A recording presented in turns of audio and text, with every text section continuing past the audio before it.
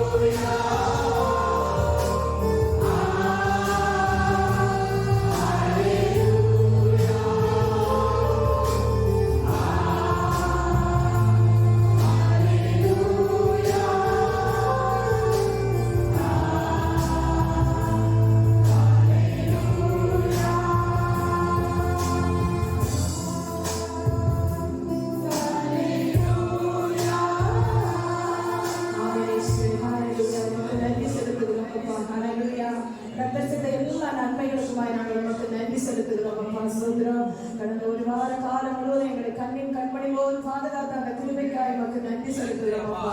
எவ்வளவு நன்றி சொன்னாலும் போதாது ஆண்டவரே. ஸ்தோத்திரம் அப்பா, சுதிக்கிறோம் ஆண்டவரே. இல்லாத வண்ணம் எங்களை பாதுகாத்தீரே, உமக்கு நன்றி செலுத்துகிறோம் ஆண்டவரே. ஸ்தோத்திரம் அப்பா, சுதிக்கிறோம் அப்பா. ஹல்லேலூயா. ஜீவனுள்ள நாட்கள் எல்லாம் நாங்கள் கர்த்தருக்கு நன்றியுள்ளவர்களாக ஜீவிக்க கர்த்தர்களை பலப்படுத்தும்படியாய் ஜெபிக்கிறோம் ஆண்டவரே.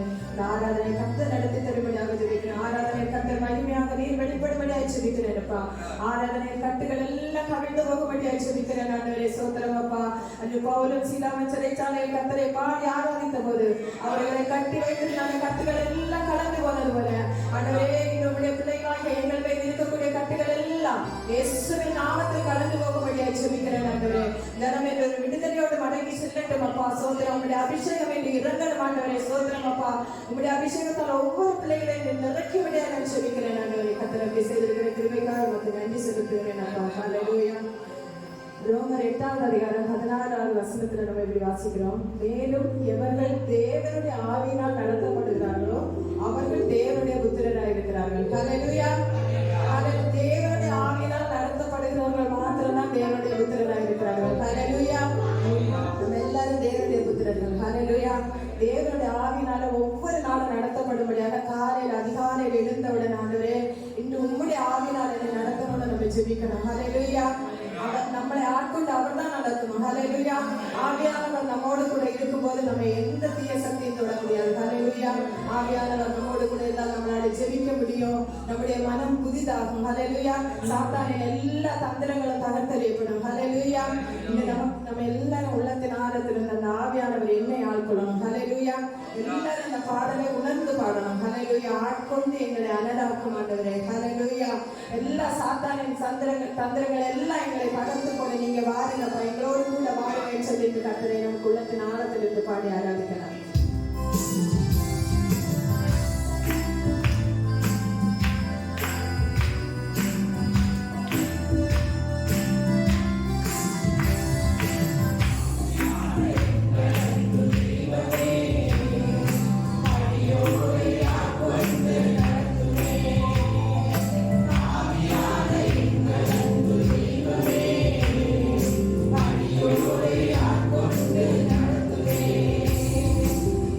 What?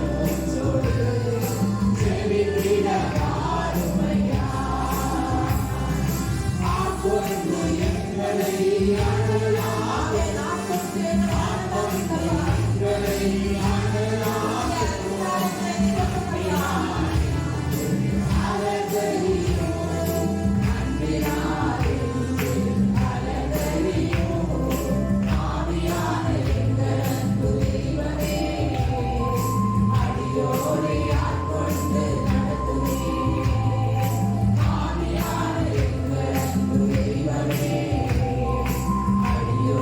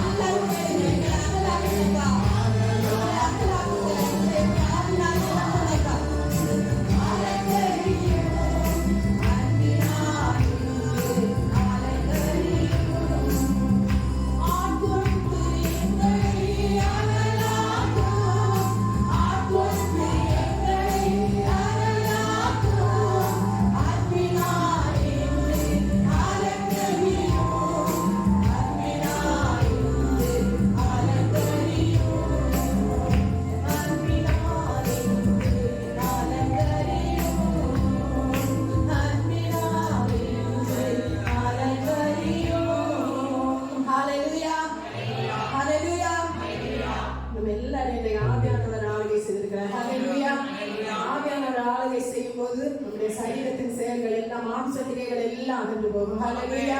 ஒரு அன்பு உண்டாகும். ஹalleluya. மற்றவங்களை பற்றி குற்றம் சொல்ல மாட்டோம். ஹalleluya. நான் சொல்லிட்டாரு, ஆவியானவர் வரும்போது பாவத்தை குறித்தும் நீதியை குறித்தும் நியாயத்தை குறித்தும் கண்டித்து உணர்த்துவார். ஹalleluya. ஆவியானவர் நமக்குள்ள வாசம் செய்யும் போது நம்ம என்ன பாவத்துக்கும் ஆளாக முடியாது. ஹalleluya. அவர் நம்மை கண்டித்து உணர்த்துவார். நாம் பாவம் செய்ய துணிகரமாக நம்ம பாவம் செய்ய போகும்போது கர்த்தர் நம்மை கண்டித்து உணர்த்துவார். மகனே மகளே, நீ இந்த பாவத்தை செய்யாத, நீ இதை செய்ய போகாத என்று கர்த்தர் நம்மோடு கூட இருந்தால், ஆவியானவர் நம்மோடு கூட இருந்தால் நம்மளை நடத்துவார். ஹalleluya. ஹalleluya. நம்முடைய மனசெல்லாம் புதிதாகணும். ஹalleluya. ஹalleluya. ஹalleluya. இன்னைக்கு மனசெல்லாம் புதிதாக இருக்கிற எத்தனை பேர் விசுவாசிக்கிறீங்க? ஹalleluya. இது ஆண்டவர் படைத்த ஒரு வெற்றியின் நாள். ஹalleluya. எனக்கு உதவும் எனது ஆண்டவர் என் பக்கம் இருக்கிறார். ஹalleluya. எத்தனை பேர் விசுவாசிக்கிறீங்க? எனக்கு உதவக்கூடிய ஆண்டவர் என்னுடைய பக்கத்தில் இருக்கிறார். ஹalleluya. ஆவியானவர் என்னோடு கூட இருக்கிறார். ஹalleluya. ஆவியானவர் என்னை நடத்த போகிறார். ஹalleluya. எல்லாரும் எழுந்து நின்று இந்த பாடலை உற்சாகத்தோடு பாடணும். ஹalleluya. ஆண்டவர் படைத்த வெற்றியின் நாள் இது.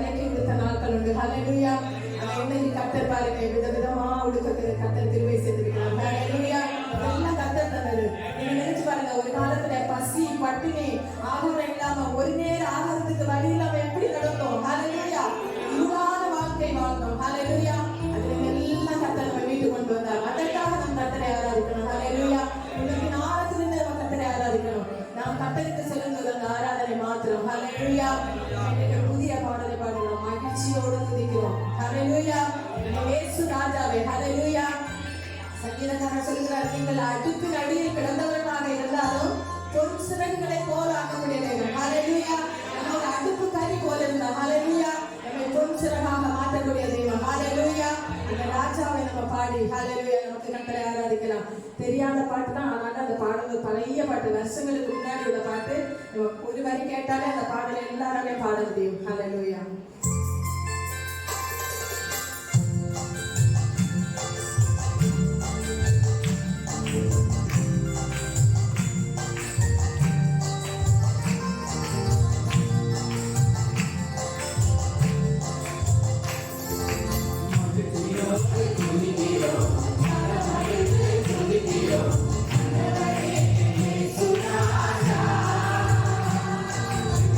Thank you.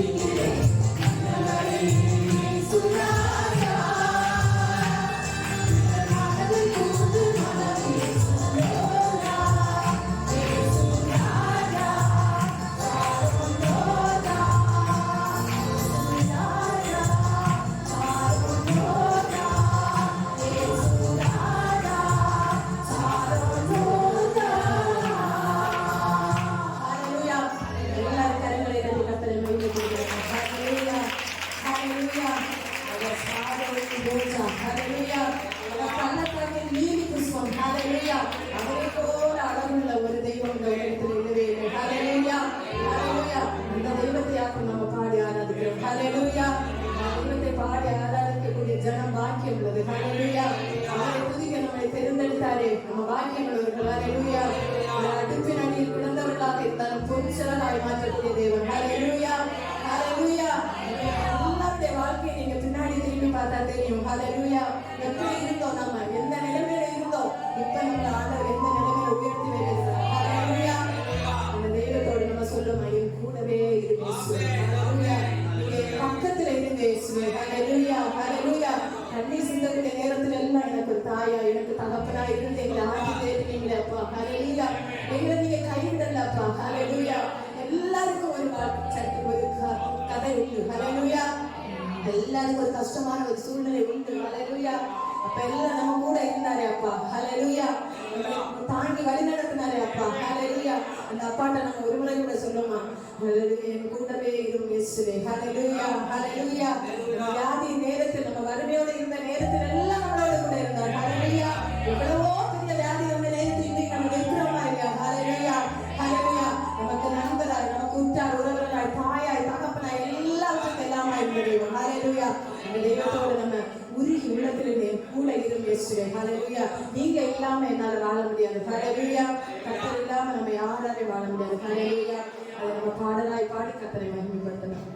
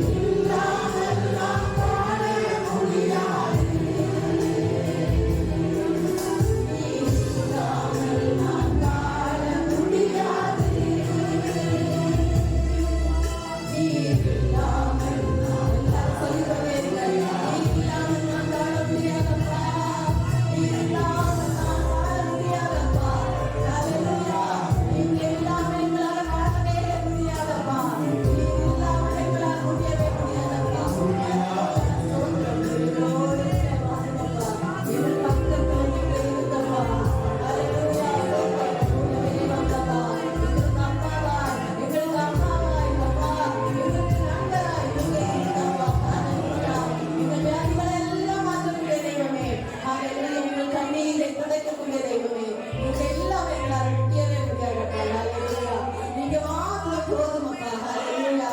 எங்க பக்கத்துல நீங்க இருந்தா எங்களை யாராலையும் ஒன்றும் செய்ய முடியாதுப்பா. ஹalleluya. எங்க பக்கத்துல நீங்க இருங்கப்பா. ஹalleluya. அப்பா நாங்கள் இந்த இடத்திலிருந்து கடந்து போனாலும் அப்பா உங்களுடைய தீராத அந்த அன்பு எங்களோடு கூட இருக்கட்டும். சோதனை எங்களை நடத்துங்கப்பா. ஆளுநர்களை நடத்துங்கப்பா. மாம்சத்திரிகள் எல்லாம் இயேசுவின் நாமத்தில் அழிக்கப்பட்டு போகட்டும் அப்பா. ஒரு புதிய மறுரூபமா எங்களை மாற்றுங்கப்பா. எங்கள் மனதை எல்லாம் புதிதாக்குங்கப்பா. எங்கள் அக்கிரமங்களை மாற்றுங்கப்பா. எங்கள் தீய செயல்களை மாற்றுங்கப்பா. எங்கள் சரீர இச்சைகளை மாற்றுங்கப்பா. எங்கள் மாம்சம் மேற்கொள்ளாதது ஆவியானவர் ஜெயிக்கும்படி அப்பா ஸ்தோத்திரம். ஆவியானவர் எங்களுக்கு துணை செய்யும் அப்பா ஸ்தோத்திரம். எங்களோடு கூட நீங்க தங்குங்கப்பா ஸ்தோத்திரம் அப்பா ஸ்தோத்திரம். ஆண்டவரே இந்த எங்களை நடத்துங்கப்பா ஸ்தோத்திரம். எல்லா கசப்புகள், எல்லா வைராக்கியங்கள், எல்லா வெறுப்புகள், எல்லா பொறாமைகள், வஞ்சனைகள், எரிச்சல்கள் எல்லாம் இயேசுவின் நாமத்தில் இன்றோடு அந்நியோடு ஒழிந்து போகட்டும் அப்பா ஸ்தோத்திரம். ஒரு அன்பு உண்டாகட்டும் அப்பா. அன்பினால் எங்களை அழைத்தவங்கப்பா. ஹalleluya ஸ்தோத்திரம். ஆவியானவரே எங்களை நடத்தும்படியாய் உடைய கரங்களை எங்களை காட்டி ஒப்படைக்கிறோம் அப்பா. இயேசுவின் நாமத்தில் கேட்கிறோம் உம்முடைய நல்ல பிதாவே. ஆமென். ஆமென். ஆமென். ஆமென். ஹalleluya. நம்ம எல்லாரும் ஒரு விடுதலைக்காக ஆமென் இயங்கக்கூடியவங்க தான். ஏதோ ஒரு விஷயத்துல நமக்கு ஒரு விடுதலை வேணும். ஆமென். ஸ்தோத்திரம். சில நேரத்தில் கடவாரமா இருக்கலாம், அல்லது வியாதிகளா இருக்கலாம், அல்லது குடும்ப பிரச்சனையா இருக்கலாம், அல்லது படிப்பு காரியங்களா இருக்கலாம். ஆமென். ஸ்தோத்திரம். அல்லது வேலை விஷயங்களா இருக்கலாம், அல்லது திருமண காரியங்களா இருக்கலாம், அல்லது குழந்தை செல்வதற்காக காத்திருக்கக்கூடிய பிள்ளைகளா இருக்கலாம். எதுவாக இருந்தாலும் நமக்கு ஒரு விடுதலைக்காகத்தான் நாம் தெய்வனை தேடி வருகிறோம். ஹalleluya. ஒரு விடுதலை எனக்கு வேணும் என்று தெய்வ சமூகத்துல நம்ம வந்தோம் அப்படின்னு சொன்னா அந்த விடுதலையை தரக்கூடிய ஒரு தெய்வம் உண்டு. ஹalleluya. அந்த விடுதலையை பெற்றுக் கொள்வதற்கு நாம் என்ன செய்ய வேண்டும் என்பதை குறித்து வேத புத்தகத்திலிருந்து சில வார்த்தைகளை நாம் வாசித்து ஆமென் கர்த்தர் நம்மோடு பேசும்படியாக தெய்வ சமூகத்தில் ஒப்புக் கொடுக்கலாம். முதலாவது சங்கீதம் 91 அதனுடைய 14வது வசனத்தை வாசிக்கலாம். 91:14. அவன் என்னிடத்தில் வாஞ்சியாய் இருக்கிறபடியால் அவனை விடுவிப்பேன். என் நாமத்தை அவன் அறிந்திருக்கிறபடியால் அவனை உயர்ந்த அடைக்கலத்திலே வைப்பேன். ஆமென். ஹalleluya. இந்த தமிழ்ல எழுதியிருக்கிற விடவும் மலையாளத்துல கொஞ்சம் கூட வித்தியாசமா எழுதியிருக்கு. அவன் என்னோடு பற்றி இருக்கையா. ஸ்தோத்திரம். ஸ்தோத்திரம். இதுல எழுதியிருக்கிறது வாஞ்சியா இருப்பதனால், மலையாளத்தில் அவன் என்னோடு பற்றி இருக்கையால் நான் அவனை விடுவிக்கும். ஸ்தோத்திரம். அவன் வாஞ்ச வைக்கிறது வேற, பற்றி இருக்கிறது வேற. ஸ்தோத்திரம். ஹalleluya. யாக்கோபு என்ன செய்தார் அப்படி சொன்னா, தாயும் தகப்பனையும் எல்லாத்தையும் விட்டுட்டு தனிமரமா போறாரு. கையில இருந்து ஒரு கோல் மட்டும்தான் இருக்கு. போகக்கூடிய வழியில ராத்திரி படுத்து தூங்கும் போது தூதன் வந்துட்டான். தூதனை பிடிச்சிருக்காரு காலை. ஸ்தோத்திரம். அப்ப தூதனுடைய காலை பற்றி பிடித்து கொண்டு என்னை ஆசீர்வதித்தால் ஒழிய உன்னை விடமாட்டேன் என்று சொன்னது போல, நாம் தெய்வத்தோடு பற்றி சேர்ந்து இருக்கக்கூடிய ஜனத்தை கர்த்தர் விடுவிக்கும். ஹalleluya. ஆமென். தெய்வத்தோடு பற்றி சேர்ந்து, அது தெளிவாக எழுதியிருப்பாங்க. அவன் என்னோடு பற்றி இருக்கையால் நான் அவனை விடுவிக்கும். அவன் என்ற நாமத்தை அறிகையால் நான் அவனை உயர்த்தும். ஹalleluya. விடுவிக்கிறது மட்டுமல்ல, நம்மை உயர்த்தக்கூடிய தெய்வமும் இயேசு என்பதை நாம் மறந்து போக கூடாது. ஹalleluya. நமக்கு இருக்கக்கூடிய பிரச்சனைகளில் இருந்து நம்மை விடுதலையாக்கி நம்மை ஆசீர்வதித்து உயர்த்தக்கூடிய தெய்வம். ஆமென். நம்முடைய தலையை உயர்த்தக்கூடிய தெய்வம். சத்துருக்களுக்கு முன்பாக ஒரு மேசை நமக்கு ஒதுக்கி ஆமென் ஸ்தோத்திரம் நம்மை மானிக்கக்கூடிய ஒரு தெய்வம் தான் நாம் ஆராதிக்கக்கூடிய இயேசு. ஹalleluya. ஒரு விடுதலைக்காக நம்ம தேவனுடைய சமூகத்தில் வரும்போது அந்த விடுதலையை மட்டுமல்ல தரக்கூடியது, நமக்கு ஒரு ஆசீர்வாதத்தை தருகிறார். ஹalleluya. சாலமோன் அவர் கேட்டது என்ன அப்படின்னா ஞானத்தை தான் கேட்டாரு. எதுக்கு ஞானத்தை கேட்டாரு? ஜனத்தை நடத்துவதற்கு. ஆமென். ஒரு கூட்டம் ஜனத்தை சாலமோன் கையில் ஒரு பொறுப்பு கொடுத்துட்டு, ஸ்தோத்திரம். ஆறு கொடுத்தது? தெய்வம் கொடுத்ததா?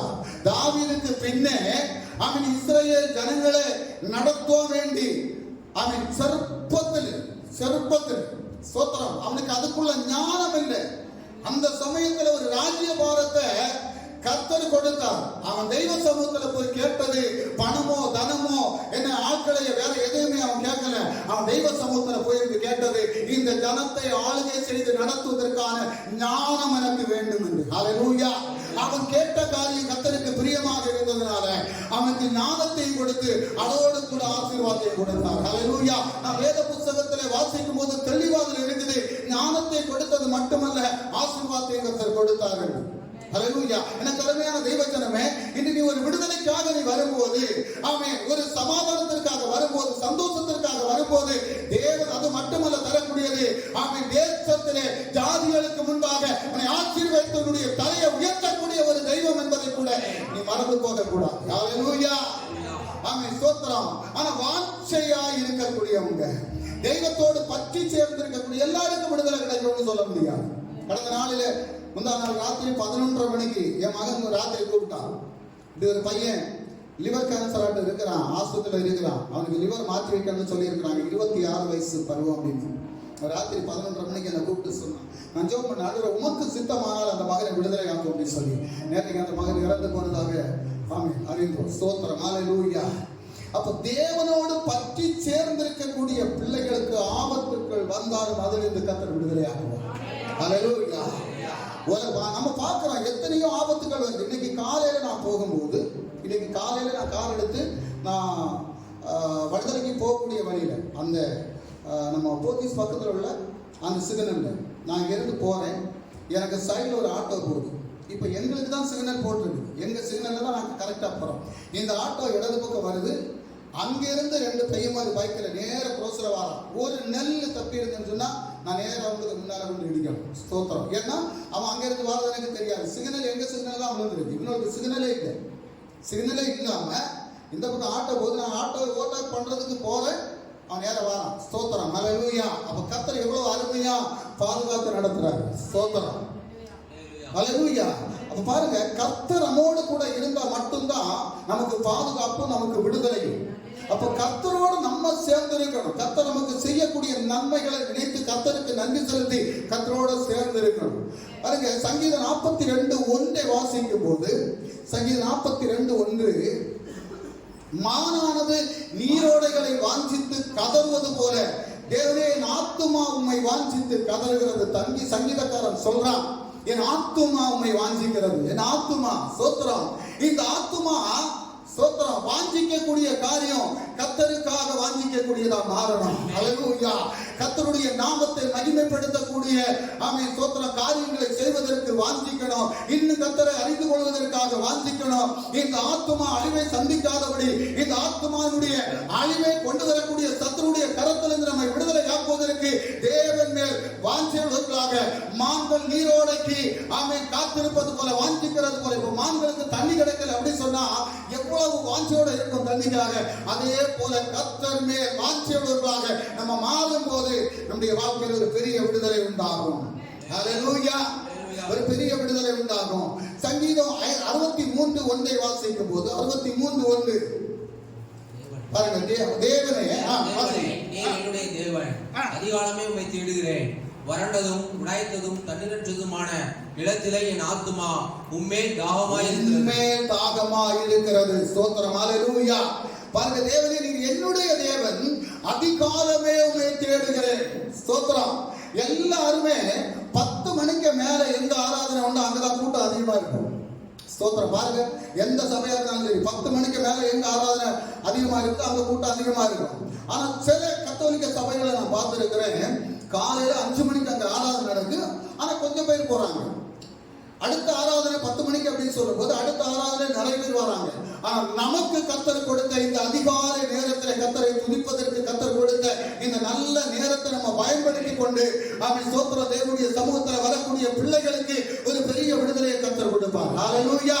காரணம், நம்ம அதிகாலையில எந்திக்கிறோம். இப்ப நான் காலையில 8:30 மணிக்கு நான் எந்திக்கிறேன் அப்படின்னா 3 மணிக்கு எந்திக்கிறேன். ஸ்தோத்திரம். இந்த 3 மணிக்கு நான் எந்திக்கணும் அப்படின்னு சொன்னா கர்த்தர் எனக்கு பலத்தையும் சக்தியை கொடுத்தா தான் நான் எந்திக்க முடியும். 2வது, கர்த்தர் மேல நான் வாஞ்சையோட இருந்தா தான், கர்த்தருடைய காரியத்தை செய்யணும் அப்படிங்கிற வாஞ்சை எனக்குள்ளால இருந்தா தான் நான் எந்திரிச்சு போக முடியும். ஹல்லேலூயா. அப்ப அதே போல நமக்குள்ளார அதிகாலமே எந்திரிச்சு கர்த்தரை தேடக்கூடிய ஒரு வாஞ்சை நமக்கு உண்டாகணும். ஹல்லேலூயா. ஒரு வாஞ்சை உண்டாகணும். நம்முடைய இருதயத்தில் ஒரு தாகம் உண்டாகணும். பாருங்க, தேவனே நீர் என்னுடைய தேவன். நம்முடைய தேவன் யாரு? என்னுடைய தேவன். ஸ்தோத்திரம். நாம் ஆராதிக்கக்கூடிய தெய்வம் யாரு? என்னுடைய தெய்வம். ஹல்லேலூயா. இது புறத்தியாருக்குள்ள தெய்வம் அல்ல, என்னுடைய தெய்வம். இந்த தெய்வத்தை நான் கண்டு கொண்டது நிமித்தம்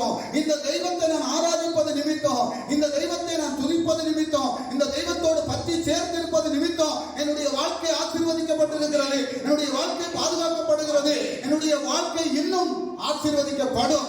அல்லேலூயா. ஆமென். பாருங்க, அதிகாலமே உம்மை தேடுகிறேன். அதிகாலையிலே என்னை தேடுகிறவன் என்னை கண்டடைவான் என்று வசனம் சொல்கிறது. அதிகாலையிலே கர்த்தரை தேடணும், அதிகாலையிலே விழித்திருக்கணும். நிறைய பேர் 3 மணி 2 மணிக்கெல்லாம் எந்திரிச்சிருந்து ராத்திரியில பிரேயர் பண்ணுவாங்க. எதுக்கு அப்படின்னு சொல்லி தெரியுமா? இந்த 3 மணி 2 மணிக்கு எந்திரிச்சிருந்து நீங்க உண்மையா கர்த்தரை தேடி பாருங்க, உங்களுடைய வாழ்க்கையில் ஒரு பெரிய மாற்றம் உண்டாகும். ஸ்தோத்திரம். ஹல்லேலூயா. ஒரு பெரிய விடுதலை உண்டாகும். காரணம், இந்த 2 மணி 3 மணின்னு சொல்லக்கூடியது சாத்தானுடைய கிரியைகள் எல்லாம் எழுந்து நிற்கக்கூடிய நேரம். ஹல்லேலூயா. அந்த நேரத்தில் இந்த ஜெபிச்சோன்னா சாத்தானுடைய கிரியைகள் அழிக்கப்படும், நமக்கு ஒரு பெரிய ஜெயம் உண்டாகும். அப்ப அதிகாலை மேலே கர்த்தரை தேடும்படியாக பாருங்க, தேவனே நீர் என்னுடைய தேவன், அதிகாலையும் உம்மை தேடுகிறேன், வறண்டதும் உடாய்த்ததும் தண்ணீரற்றதுமான நிலத்திலே. ஸ்தோத்திரம். ஹல்லேலூயா. ஆமென். ஸ்தோத்திரம். என்னுடைய இருதயம் வறண்டு போயிருக்குது. ஹல்லேலூயா. எதுக்காக வறண்டு போயிருக்குது? என்னுடைய தேவனை அறியக்கூடிய அறிவுக்காக வறண்டு போயிருக்கிறது. ஸ்தோத்திரம். வறண்டதும் விடாய்த்ததும் தண்ணீரற்றதுமான நிலத்திலே என் ஆத்துமா உண்மையில் தாகமாக இருக்கிறது. ஹல்லேலூயா. எனக்கு அருமையான தெய்வ பிள்ளைகளே, நம்முடைய ஆத்துமா கர்த்தரை வாஞ்சிக்கக்கூடியதாக இருக்கணும். ஸ்தோத்திரம். சகோதரர் ஜேம்ஸ் முந்தா நாள் இது ரெடி பண்ண வந்தாலும் சொன்னார், அவர் மொபைலில் டைம் கணக்கு பண்ணி வச்சிருக்கிறார். காலையில் எத்தனை மணிக்கு எந்திப்பேன், ஆமாம் ஸ்தோத்திரம், எவ்வளவு நேரம் ஜெபம் பண்ணுவேன். ஸ்தோத்திரம்.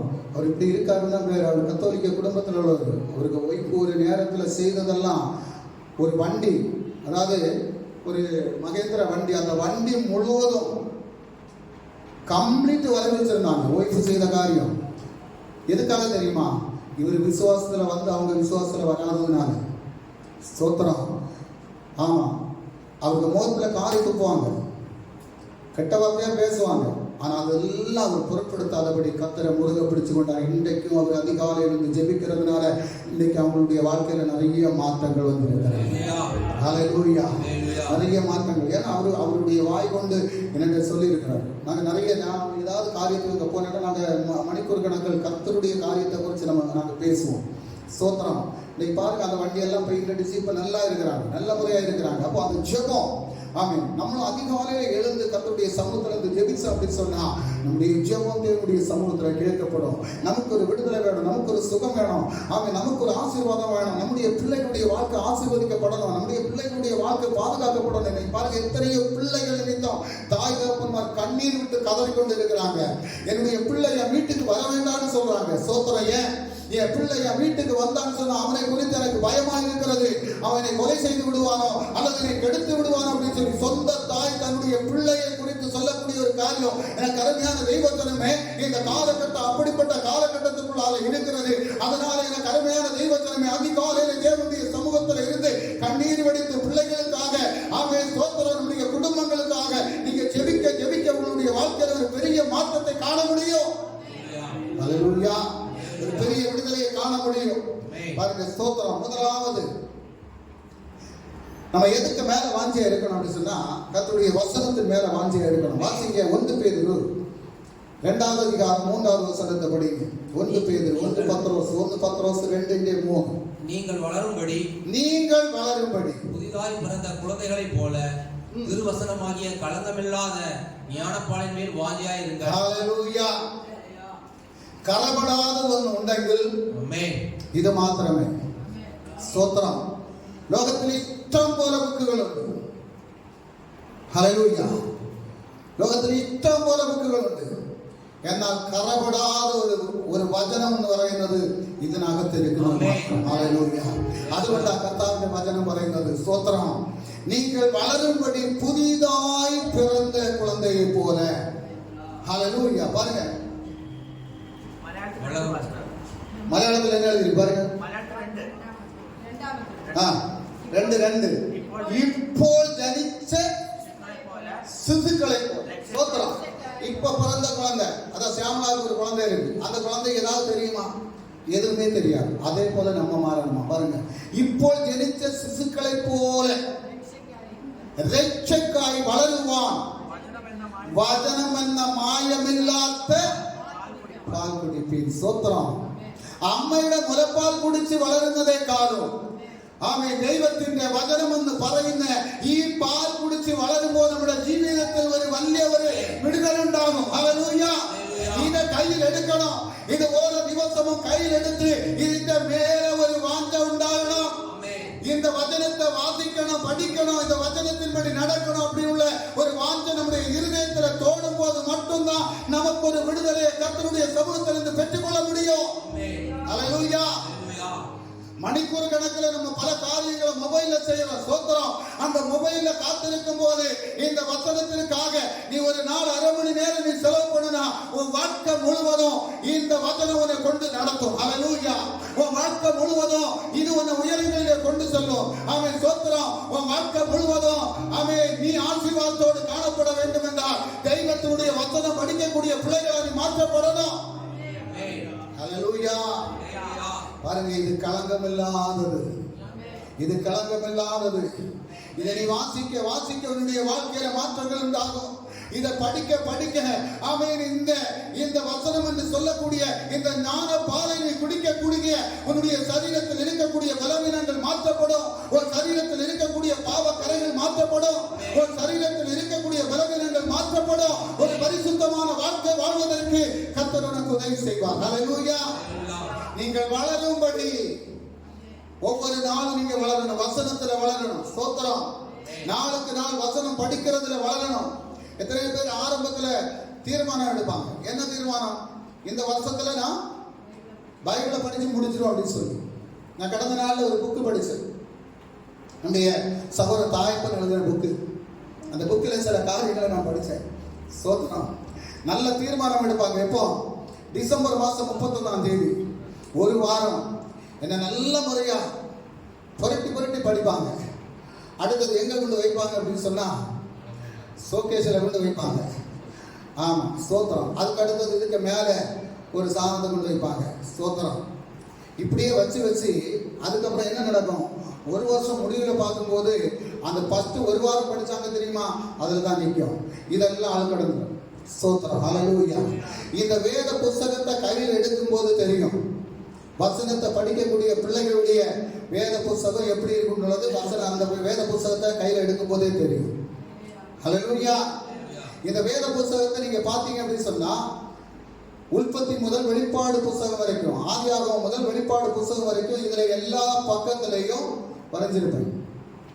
ஸ்தோத்திரம். இந்த பைபிள் என் கையில வந்ததுக்கு அப்புறம் இப்போ 4வது முறை இதை படிச்சுட்டு இருக்கு. இந்த பைபிள் என் கையில வந்ததுக்கு அப்புறம் ஸ்தோத்திரம். அப்ப நாளுக்கு நாள் நம்ம என்ன செய்யணுமா, வேத வசனம் என்று சொல்லக்கூடிய இந்த வசனமாகிய களங்கமில்லாத ஞான பாலின் மேல் வாஞ்சியாய் இருக்கணும். அடுத்த ஒரு வசனத்தை படிங்க. சங்கீதம் 119:40 படிங்க. சங்கீதம் 119:40. இதோ உம்முடைய கட்டளைகள் மேல் வாஞ்சியாய் இருக்கிறேன். உமது நீதியால் என்னை உயிர்ப்பியும். கட்டளை கர்த்தர் கொடுக்கக்கூடிய அந்த கட்டளையின்படி நடப்பதற்கு அதன் மேல் வாஞ்சியாய் இருக்கணும். ஸ்தோத்திரம். வாஞ்சிக்கணும். கர்த்தாவே நீர் தரக்கூடிய அந்த கட்டளையை நான் பின்பற்றி நடப்பதற்கு இதை வாஞ்சிக்கிறேன் அப்படி சொல்லணும். ஸ்தோத்திரம். அதன் மேல் ஒரு வாஞ்ச வரணும். அடுத்தது சங்கீதம் 119 130 படிக்கும் போது உம்முடைய வசனத்தின் பிரசித்தம் வெளிச்சம் தந்து பேதைகளை உணர்வுள்ளவர்களாக்கும். ஹல்லேலூயா. அப்ப உம்முடைய வசனத்தின் பிரசித்தம் வெளிச்சம் தந்து நம்முடைய இருளை மாற்றக்கூடியது வேத வசனம். நம்முடைய வாழ்க்கையில் இருக்கக்கூடிய இருளை மாற்றக்கூடியது வேத வசனம். இந்த வேத வசனத்தை நம்ம படிக்க படிக்க நம்முடைய சரீரத்தில் இருக்கக்கூடிய இருள், நம்முடைய சரீரத்திற்கு உள்ளால இருக்கக்கூடிய இருள், இதெல்லாம் எதை செய்யும்? இந்த வேத வசனம் மாற்றி அந்த இருளை மாற்றி ஒரு வெளிச்சமாக மாற்றும். ஹல்லேலூயா. இன்னைக்கு நம்ம சரீரத்துல அழுக்கு இருந்துன்னா நம்ம என்ன செய்வோம்? சோப்பு போட்டு நல்ல மனம் வீசு சோப்பு போட்டு நம்ம குளிப்போம். ஆனா இருதயத்துக்குள்ளால இருக்க அழுக்கு போனோம்னா எந்த சோப்பு போட்டு குளிப்போம்? இந்த வசனம் என்று சொல்லக்கூடிய இந்த சோப்பை போட்டு குளிக்கும் போது அந்த இருதயத்துக்குள்ளால இருக்கக்கூடிய கரைகள் எல்லாம் மாற்றப்படும். ஹல்லேலூயா. அப்ப அதனாலதான் சொல்லப்படுது, நீ வசனத்தின் மேல் என்ன செய்யணும்? வாஞ்சை உள்ளவராக இருக்கணும். ஹல்லேலூயா. இரண்டாவது காரியம், முதல் காரியம் என்ன? தேவனுடைய வசனத்தின் மேல் வாஞ்சியா இருக்கணும். ஸ்தோத்திரம். எத்தனை பேர் வசனம் படிக்கிறதுக்கு உங்களை ஒப்பு கொடுக்க போறீங்க? எத்தனை பேர் வசனம் படிக்கணும்னு விரும்புறீங்க?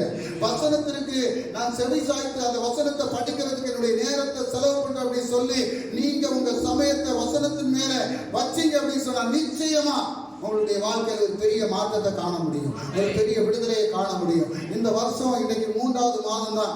இந்த 3வது மாதத்திலிருந்து நீங்க வாசிக்க ஆரம்பிச்சீங்க அப்படின்னு சொன்னா, வசனங்களை நீங்க நல்லா தரவா நீங்க படிக்க ஆரம்பிச்சீங்கன்னு சொன்னா ஒரு பெரிய மாற்றத்தை நம்ம இந்த வருஷத்துல காண முடியும். எத்தனை பேர் விரும்புறீங்க? ஹல்லேலூயா.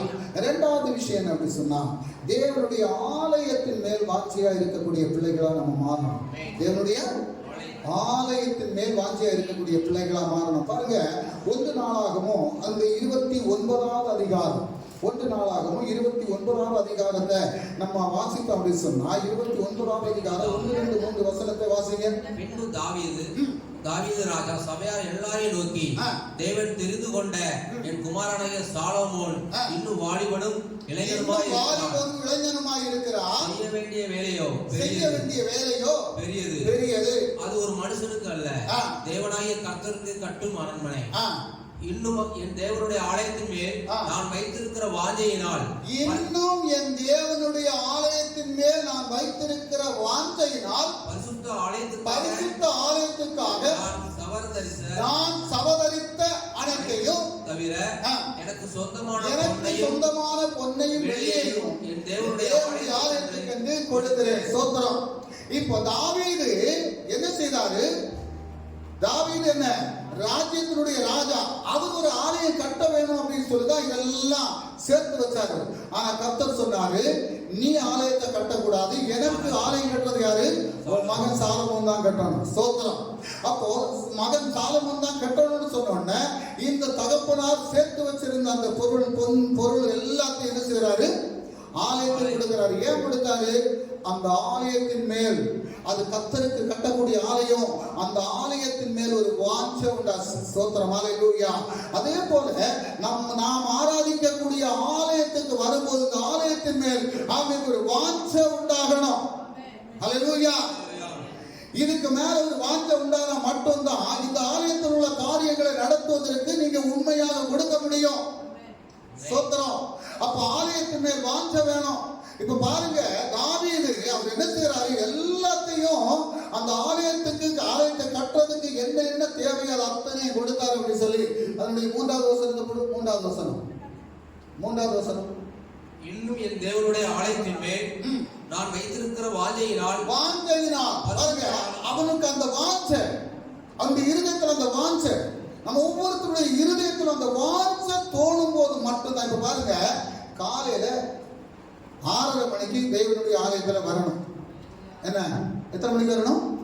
6:30 மணிக்கு வரணும். நம்ம எத்தனை மணிக்கு எந்திரிப்போம்?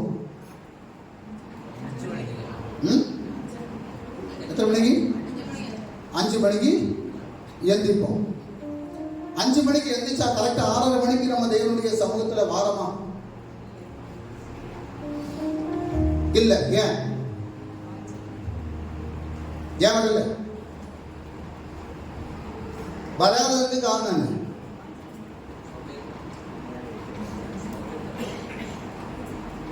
சொல்லுங்களா? வராததுக்கு காரணம் என்ன? சோம்பேறித்தனம். அது மட்டுமல்ல, அந்த கர்த்தருடைய சமூகத்துல வரணும் அப்படின்னு உள்ள வாஞ்சை நமக்கு இல்லை. ஸ்தோத்திரம். வாஞ்சை இல்லை. காலையில் 5:30 மணிக்கு அந்த சுகன்யா வரக்கூடிய காரியம் எனக்கு தெரியாது. பிரீதா ஒரு ஃபோன் கால் வருது. யாருக்கு ஃபோன் கால்னு தெரியாது. பிரீதாவுக்கு நம்பர் இல்லை, வேற யார்ட்டையும் வாங்கி பேசியிருக்கான். காலையில் டீ கடையில் போய் யாரையும் ஃபோன் கால் வருது.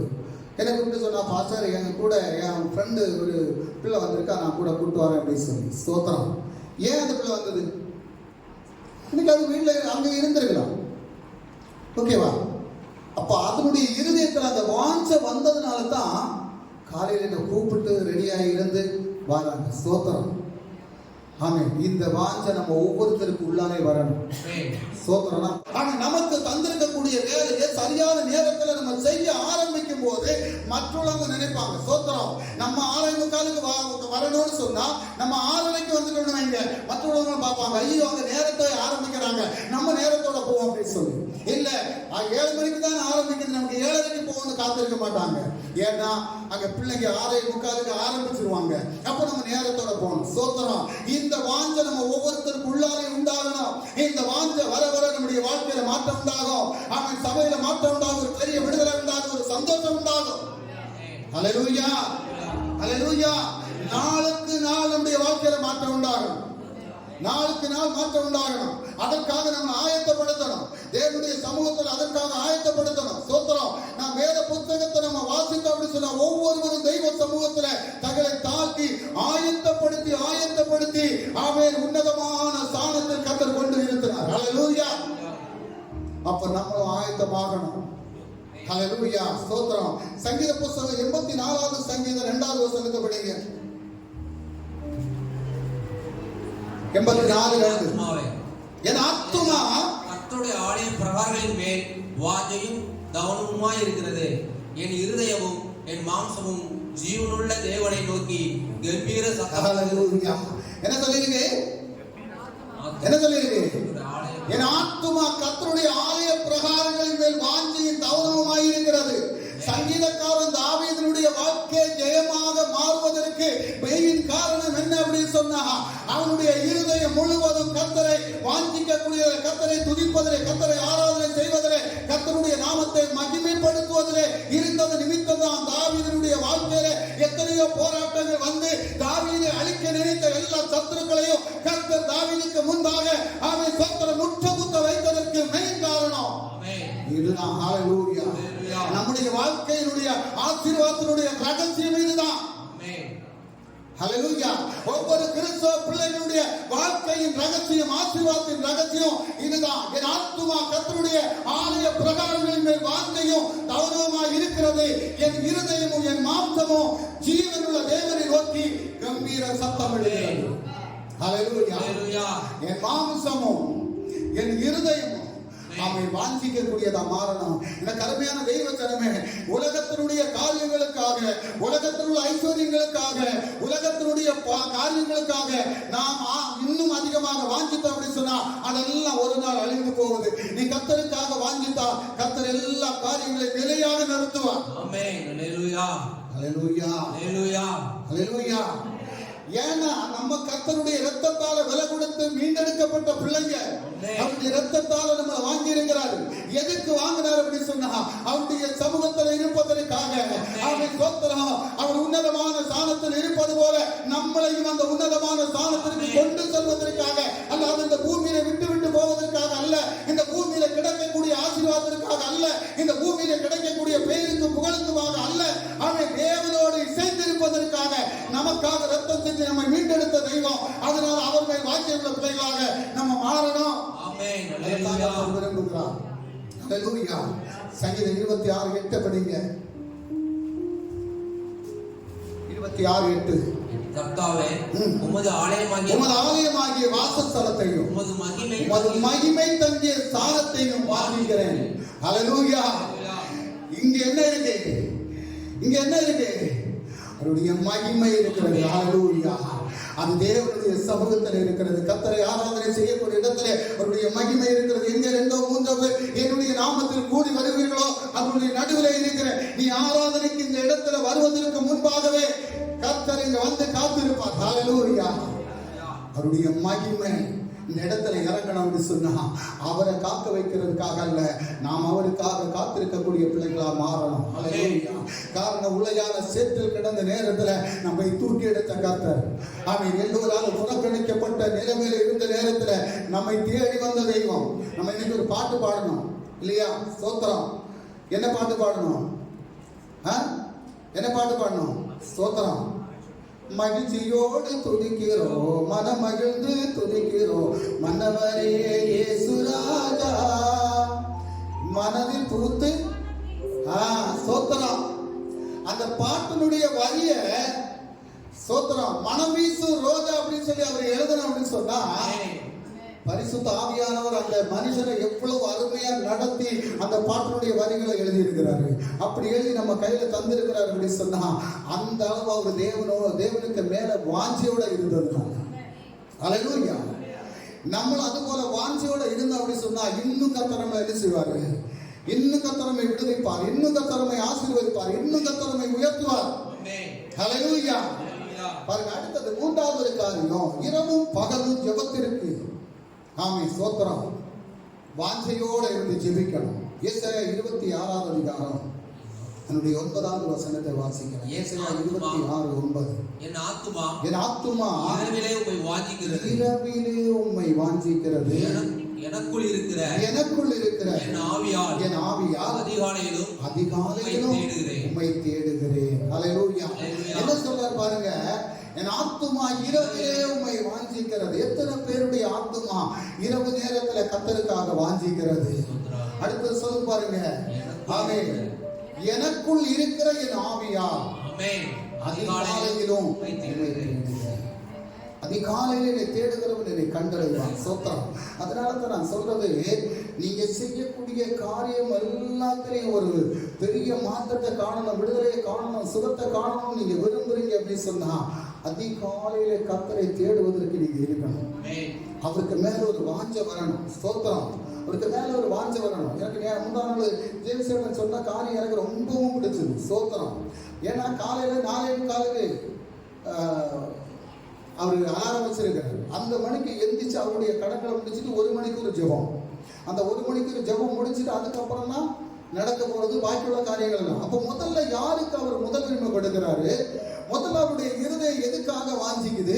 கர்த்தருடைய சமூகத்துல அதிகாலையில இருக்கணும்னு வாஞ்சிக்குது. ஹல்லேலூயா. நம்ம ஒவ்வொருத்தருடைய இருதயமும் கர்த்தருடைய சமூகத்துல அதிகாலையில இருந்து அவரை தேடணும்னு ஒரு வாஞ்சை நமக்குள்ளார உண்டாகும் போது நம்முடைய வாழ்க்கையில ஒரு பெரிய மாற்றத்தை காண முடியும். ஸ்தோத்திரம். ஹல்லேலூயா. இன்னைக்கு கர்த்தர் அவரை கொண்டு வந்து இங்க நிறுத்தினார் அப்படின்னு சொன்னா ஹல்லேலூயா, அவருடைய ஜெபம் தான். ஸ்தோத்திரம். அவர் கர்த்தருடைய சமூகத்துல ஜெபிச்ச ஜெபம். அதிகாலையில் என்ன சொன்னார்? நான் காலையில் உங்களுக்கு எத்தனை மணிக்கு தொடங்கும் அப்படின்னு நான் சொன்னேன். 7 மணிக்கு தொடங்கும் அப்படின்னு சொல்லி எத்தனை மணிக்கு வந்தார்? 6:30 இங்கே வந்தாச்சு. அப்போ அந்த வாஞ்சை இருதயத்தில் வாஞ்சை, நம்ம ஒவ்வொருத்தருடைய இருதயத்தில் அந்த வாஞ்சை நமக்கு வரும்போது நம்மளை சும்மா இருக்க விடாது. ஸ்தோத்திரம். பரிசுத்த ஆவியானவர் சும்மா இருக்க விட மாட்டார். அந்த வாஞ்சை நம்முடைய இருதயத்தில் வரணும். சிலவங்க சொல்றாங்க, ஐயோ படுத்துட்டேன் தூங்கிட்டேன் அப்படின்னு சொல்லி. ஸ்தோத்திரம். அலாரம் வச்சாலும் அடிச்சாலும் தெரியாது. ஆமாம், ஸ்தோத்திரம். ஏன் அலாரம் வச்சு அடிச்சாலும் நம்ம தூக்கத்துல இருந்து எந்திக்க மாட்டோம். ஏன் எந்திக்க மாட்டோம்? வாஞ்சை இல்லை. அப்ப ராத்திரி பாருங்க, சங்கீதக்காரன் சொல்றான், என் ஆத்துமா இரவிலே வாஞ்சிக்கிறது. ராத்திரி படுத்து தூங்கும் போது வாஞ்சையோட இருக்கணும். அப்பதான் என்ன செய்வாரு பாருங்க, எனக்குள் இருக்கிற என் ஆவியால், எனக்குள் இருக்கக்கூடிய ஆவியால் நான் அதிகாலையில் என்ன செய்றேன்? தேடுகிறேன். ஹல்லேலூயா. அப்ப அதிகாலையில தேடணும் அப்படின்னு சொன்னா ராத்திரி முழுவதும் வாஞ்சையோட இருக்கணும். நம்முடைய எண்ணங்கள் எல்லாம் வாஞ்சையோட இருக்கணும். சனிக்கிழமை ராத்திரி ஆனா நம்முடைய மனசுல வரக்கூடிய எண்ணமும் சிந்தை எதா இருக்கணும்? நாளைக்கு அதிகாலையில கர்த்தரை ஆராதிக்க போகணும். ஸ்தோத்திரம். ஏன்? 6 நாள் நம்மளை பாதுகாக்கிறாரு. 6 நாள் நம்ம போகக்கூடிய இடம் எல்லாம் கூட இருக்கிறாரு. 6 நாள் நமக்கு ஆகாரத்தை தந்திருக்கிறாரு, நல்ல உடையை தந்திருக்கிறாரு. இந்த 6 நாள் நம்ம எந்த ஆபத்துக்கள் எல்லாம் நமக்கு வந்ததோ அது ஒன்னும் நம்மளை பாதிக்காதபடி நம்மளை பாதுகாத்து நடத்துறார். அதனால கர்த்தருக்கு நன்றி செலுத்த அதிகாலையில போகணும். ஹல்லேலூயா. ஆமென். அந்த வாஞ்சை நமக்கு உண்டாகும் போது நிச்சயமா நம்முடைய வாழ்க்கையில ஒரு பெரிய மாற்றத்தை காண முடியும். ஆமென். ஸ்தோத்திரம். அடுத்தது எதுல நம்ம வாஞ்சையா இருக்கணும் அப்படின்னு சொன்னா, பரலோகத்தை குறித்துள்ள ஒரு வாஞ்சை ஒவ்வொரு தெய்வ பிள்ளைகளுக்கும் வேணும். ரட்சிக்கப்பட்ட ஒவ்வொரு பிள்ளைகளுடைய வாழ்க்கையிலும் ஒரு பரலோகம் உண்டு என்ற வாஞ்சையும், அந்த பரலோகத்தை காண வேண்டும் என்ற வாஞ்சையும் உங்களுடைய இருதயத்தில் உண்டாகணும். 2 கொரிந்தியர் 5வது அதிகாரம் 1-2 வசனம் படிக்கலாம். 2 கொரிந்தியர் 5வது அதிகாரம் 1-2 வசனம். பூமிக்குரிய கூடாரமாகிய நம்முடைய வீடு அழிந்து போனாலும் தேவனால் கட்டப்பட்ட கைவேலை அல்லாத நித்திய வீடு பரலோகத்தில் நமக்கு உண்டென்று அறிந்திருக்கிறோம். ஏனெனில் இந்த கூடாரத்திலே நாம் தவித்து நம்முடைய பரம வாசஸ்தலத்தை அறிந்து கொள்ள மிகவும் வாஞ்சையுள்ளவர்களாக இருக்கிறோம். ஹல்லேலூயா. பரலோகத்தை குறித்த ஒரு வாஞ்சை ஒவ்வொரு கிறிஸ்தவனுடைய இருதயத்தில் உண்டாகணும். இது இந்த பூமிக்குரிய காரியம் அல்ல, இந்த பூமியில நமக்கு கிடைக்கக்கூடிய காரியத்துக்காக அல்ல. பரலோகத்தை குறித்துள்ள ஒரு வாஞ்சை ஒவ்வொரு கிறிஸ்தவனுடைய வாழ்க்கையில வரும்போது ஆமென், இன்னும் அதிகமா நாம் தேவனோடு சேர்ந்து வசிக்கணும்னு ஒரு இஷ்டம் வரும், ஒரு விருப்பம் வரும். ஹல்லேலூயா. அந்த பரலோகத்தை குறித்து நம்ம சிந்திக்கணும். நம்ம என்ன நினைக்கிறோம் அப்படின்னா, இந்த பூலோகத்தை மட்டும் பார்க்கிறோம். பூலோகத்தை குறித்து நம்ம பார்த்து பிரயோஜனமே கிடையாது. இதெல்லாம் ஒரு நாள் அழிந்து போகும். அழியாத ஒரு பரலோகத்தை ஆமென் நமக்காக, ஆமென் கைவேலை அல்லாத ஒரு பவனத்தை நமக்காக ஆமென் பணிந்து வைத்துக் கொண்டு அந்த பவனத்திலே செல்வதற்காக மறுபடியும் வந்து உங்களை அழைத்து போவேன் என்று சொன்ன அந்த கர்த்தர் மேல், அந்த பரலோகத்தின் மேல் வாஞ்சியுள்ள பிள்ளைகளாக நம்ம மாறும்போது நம்முடைய வாழ்க்கையை ஆசீர்வாதமாக மாற்றப்படும். ஹல்லேலூயா. பிலிப்பியர்கள் நிருபம் 3வது அதிகாரம் நம்முடைய 17, 18, 19, 20 வசனத்தை வாசிக்கலாம். 17 முதல் 20 வரை வசனம். சகோதரரே, நாங்கள் என்னோடு கூட பின்பற்றுகிறவர்களாகிய நாங்கள் உங்களுக்கு வழிகாட்டுகிறபடி நடக்கிறவர்களை மாதிரியாக நோக்குங்கள். ஏனெனில் அநேகர் வேறு விதமாய் நடக்கிறார்கள். அவர்கள் கிறிஸ்துவின் சிலுவைக்கு பகைஞர் என்று உங்களுக்கு அநேக தர சொன்னேன். இப்பொழுது கண்ணீரோடு சொல்லுகிறேன். அவருடைய முடிவு அழிவு, அவருடைய தேவன் வயிறு, அவர்களுடைய மகிமை, அவர்களுடைய இலச்சையை, அவர்கள் பூமி கடத்தவைகளை சிந்திக்கிறார்கள். அடுத்தது, நம்முடைய குடியிருப்பு பரலோகத்தில் இருக்கிறது. அங்கே இருந்து கர்த்தராயிருக்கிற இயேசு கிறிஸ்துவின் இரட்சகர் வர எதிர்பார்த்து காத்து கொண்டிருக்கிறோம். ஹல்லேலூயா. மற்றது எல்லாம் பூமிக்குரிய காரியங்கள். இது மட்டும்தான் எங்கிருந்து வரணும்? அவரு பரலோகத்திலிருந்து வரணும். ஸ்தோத்திரம். நம்மை அழைத்து கொண்டு போவதற்கு அவர் மறுபடியும் வருவார் என்ற ஒரு விசுவாசம் நமக்கு வேணும். அந்த வாஞ்சை வேணும். அவர் எப்ப வருவார் அப்படின்னு சொல்லி வாஞ்சையோடு எதிர்பார்த்து காத்து கொண்டு இருக்கக்கூடிய பிள்ளைகளா நம்ம மாறணும். ஹல்லேலூயா. அப்ப என்ன செய்யணும்? பரலோகத்தை குறித்த வாஞ்சை நமக்கு வேணும். கடைசியாக ஒரு காரியத்தை பார்க்கலாம். இயேசுவை எத்தனை பேர் முகமுகமா காணணும்னு வாஞ்சிக்கிறீங்க? நான் எத்தனையோ நாள் சமூகத்துல நான் ஜெபிச்சுட்டு இருக்கிறேன். நிறைய பேருக்கு இயேசுவை காணணும்னு விரும்புறாங்க, ஆனா காண முடியாது. ஸ்தோத்திரம். ஹல்லேலூயா. சிலவங்க நாங்க தரிசனமா பார்த்தோம், அவருடைய வெள்ளை முடியை நாங்க பார்த்தோம், வெள்ளை அங்கியை நாங்க பார்த்தோம், அவர் சிலுவை சுமந்தவரா நாங்க பார்த்தோம், அப்படி நிறைய பேர் சொல்றாங்க. ஸ்தோத்திரம். நான் எவ்வளவு நாள் ஆண்டுடைய சமூகத்துல கேட்டுக்கொண்டே இருக்கிறேன், ஆனா இயேசுவை முகமுகமாய் கண்டது. ஸ்தோத்திரம். ஹல்லேலூயா. யாரெல்லாம் பார்த்தாங்க? அவரோடு கூட இருந்த சீசர்கள் தான் பார்த்தாங்க. ஸ்தோத்திரம். ஹல்லேலூயா. பாருங்க, இயேசுவை முகமுகமாய் காண நம்ம வாஞ்சியவர்களா மாறும்போது நிச்சயமாக இயேசுவை காண முடியும். யோபு புத்தகம் 19:27 வசனம். அவரை நானே பார்ப்பேன், அந்நிய கண்கள் அல்ல, கண்களே அவரை காணும். இந்த வாஞ்சையால் எனக்குள் சோர்ந்து போகிறது. யோபு எவ்வளவு வேதனை அனுபவிச்ச ஒரு மனுஷன். தனக்கு இருந்ததெல்லாம் போய், ஆமென், ஸ்தோத்திரம். தன்னுடைய மனைவி, ஆமென், நீ இது எதுக்கு வாழ்ற அப்படின்னு கேட்டான். நண்பர்கள், கூட இருந்த நண்பர்கள் அவனை குற்றம் சொன்னாங்க. ஸ்தோத்திரம். ஹல்லேலூயா. அவன் அதை குறித்து எல்லாம் சிந்திக்கல. அவனுடைய இருதயத்தில் ஒரு வாஞ்சை ஒன்று. என்ன வாஞ்சை? நானே பார்ப்பேன், அந்நிய கண்கள் அல்ல, என் கண்களை அவரை காணும். இந்த வாஞ்சையால் என் உள்ளேந்திரியங்கள் எனக்குள் சோர்ந்து போகிறது. ஸ்தோத்திரம். அப்போ வாஞ்சித்து அவனுடைய இருதயத்தினுடைய உள்ளேந்திரியங்கள் சோர்ந்து போகிறதா?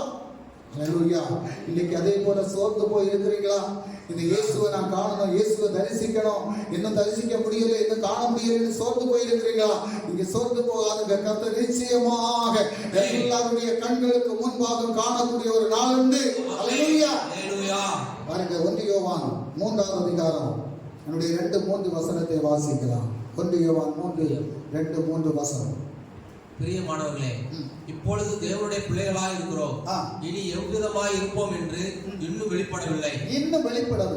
ஆகிலும் அவர் வெளிப்படும் போது அவர் இருக்கிற வண்ணமாகவே நாம் அவரை தரிசிப்பதினால் அவருக்கு ஒப்பாய் இருப்போம் என்று அறிந்திருக்கிறோம். அடுத்த வசனம்.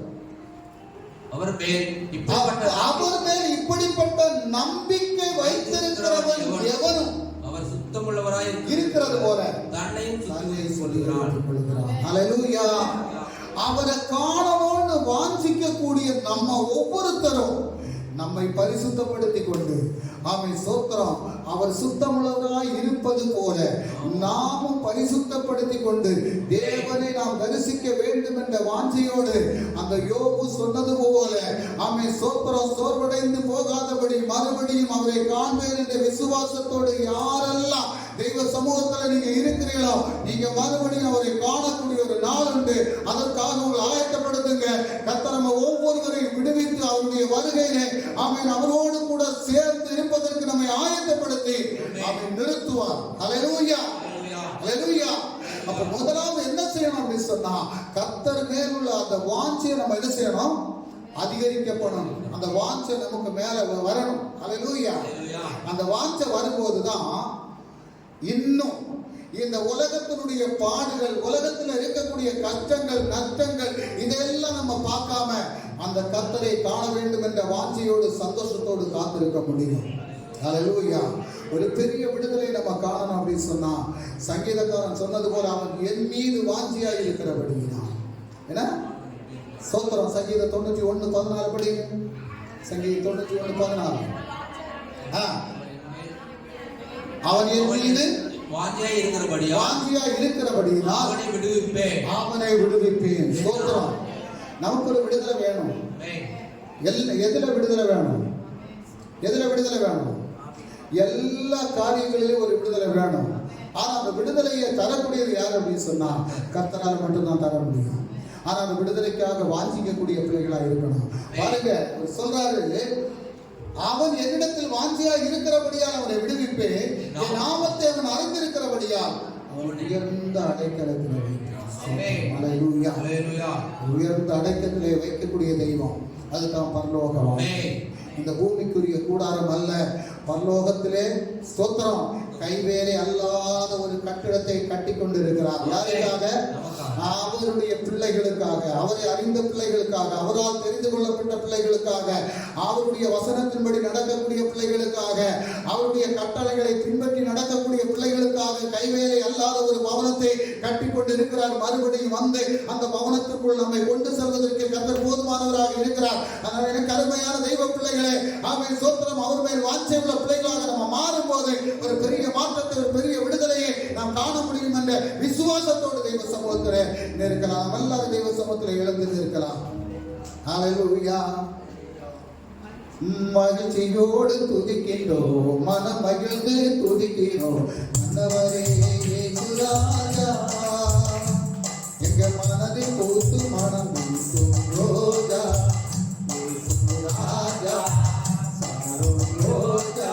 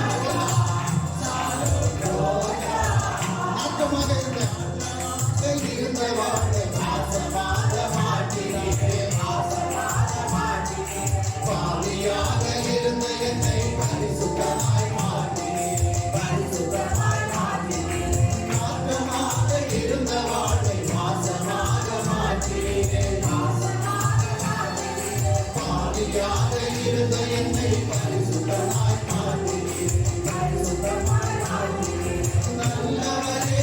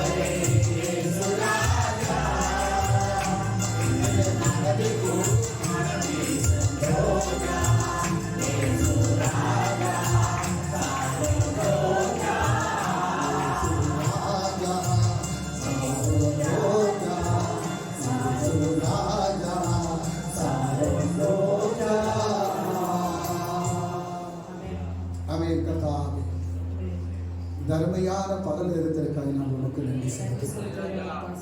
இந்த நாளிலே தகப்பனே, இந்நேரம் வரையில் எங்களோடு கூட இருந்து அப்பா ஒவ்வொரு பகுதிகளை கத்த பொறுப்படுத்தி நடத்தின பெருவைக்காக மக்கள் நாங்கள் நன்றி செலுத்துகிறோம்.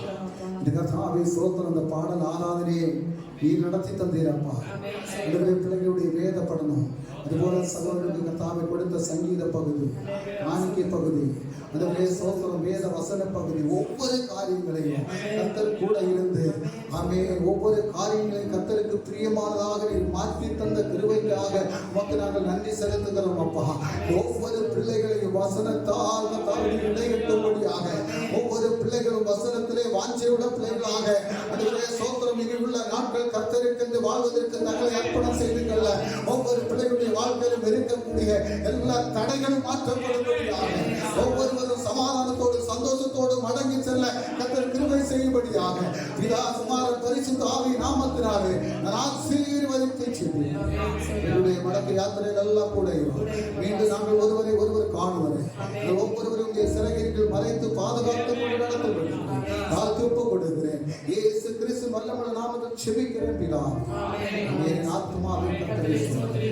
என் முழுவதுமே பரிசுத்த நாமத்தை ஸ்தோத்திரி. என் ஆத்துமாவே கர்த்தர் செய்த சகலவாரங்களும் ஆமென். நாம் ஆசீர்வாதத்திற்காக தலைகளை வணக்கலாம்.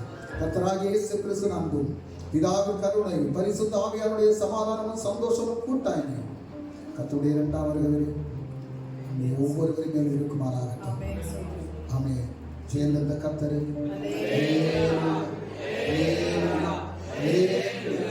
ஆமென். வேகம் வரணும்.